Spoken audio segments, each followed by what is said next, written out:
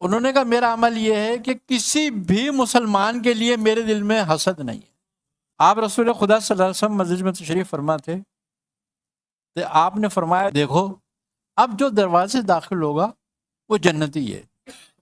تو ایک بوڑھے شخص داخل ہوئے جن کے ایک ہاتھ میں جوتیاں تھیں اپنی اور ایک تھیلا تھا اور ایک ڈنڈیا سا پکڑے ہوئے تھے، وہ آن کے بیٹھ گئے۔ اب لوگوں نے ان کو دیکھا یہ تو ایک معمولی سا بوڑھا ہے، کوئی بات نہیں۔ دوسرے دن بھی آپ نے یہی فرمایا تو وہی شخص داخل ہوا، پھر تیسرے دن بھی آپ نے یہی فرمایا وہی شخص داخل ہوا۔ تو حضرت عبداللہ بن عمر رضی اللہ تعالی عنہ نے سوچا کہ آج میں اس بوڑھے کے پیچھے جاؤں اور دیکھوں یہ کیا کرتا ہے، اس کے معمولات کیا ہیں۔ آپ جب وہ گئے نماز پڑھ کے آپ ان کے پیچھے چلے گئے، تھوڑی دور جا کر ان بزرگ کو احساس ہوا کہ شاید میرے پیچھے کوئی آ رہا ہے۔ وہ رک گئے، انہوں نے پلٹ کے دیکھا تو حضرت عبداللہ بن عمر تھے۔ انہوں نے پوچھا کہ اے ابن عمر تم میرے پیچھے کیوں آ رہے ہو، کیا ہوا؟ انہوں نے کہا حضرت میری اپنے والد سے جھگڑا ہو گیا، انہوں نے مجھے نکال دیا، میں چاہتا ہوں 3-4 دن آپ کے ساتھ گزار لوں تاکہ صلح ہو جائے گی پھر میری۔ انہوں نے کہا اچھا آ جاؤ، چلے گئے۔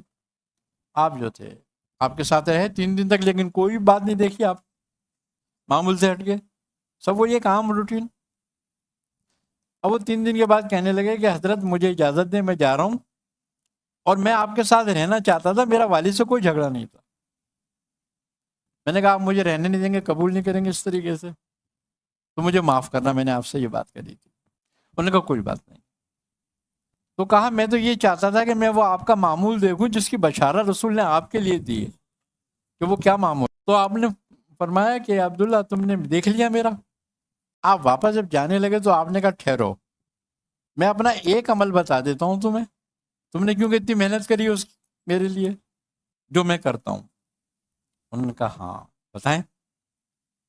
انہوں نے کہا میرا عمل یہ ہے کہ کسی بھی مسلمان کے لیے میرے دل میں حسد نہیں ہے، بغض نہیں رکھتا کسی سے حسد۔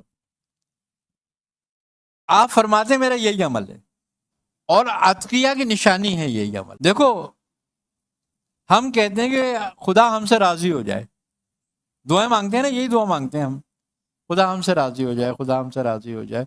خدا تو ہم سے راضی ہے، اگر نہیں ہوتا راضی تو کلمہ پڑھنے دیتا؟ کوئی کسی سے ناراض ہو اپنے گھر میں داخل ہونے دیتا؟ اس کو نہیں داخل ہونے دیتا۔ راضی ہے تو داخل ہونے دیا نا۔ تو جب کلمے کی توفیق دے دی تو راضی ہو گیا، اس کا مطلب ہے وہ تو راضی ہو گیا، مگر اب تو راضی ہو اس سے۔